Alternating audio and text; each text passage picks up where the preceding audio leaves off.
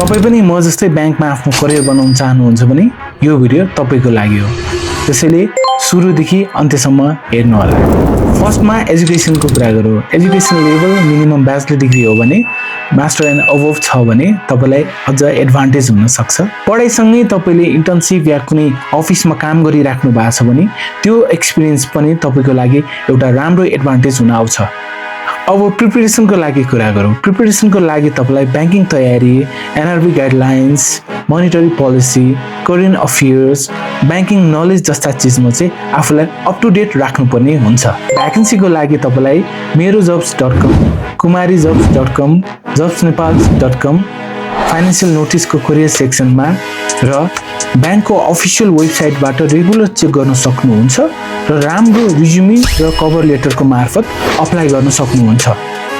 सर्टलिस्टेड भएपछि तपाईलाई written exam हुन्छ। रिटन एक्जाम क्लियर गर्नु भएपछि तपाईलाई इन्टरभ्यू राउन्ड हुन्छ। Interview round can be multiple. त्यसपछि तपाईको ग्रुप डिस्कसन र प्रेजेन्टेसन पनि हुन सक्छ। त्यसको लागि आफूलाई एकदम फुल्ली प्रिपेयर बनाउनुस्। त्यो सबै फेज तपाईले क्लियर गर्नुभयो भने ब्याङ्कले तपाईलाई अफर लेटर दिन्छ र ब्याङ्क र तपाईँ बीच एउटा अग्रिमेन्ट हुन्छ। त्यसपछि ब्याङ्कले तपाईलाई कुनै पनि ब्रान्च या डिपार्टमेन्टमा असाइन गरिदिन्छ।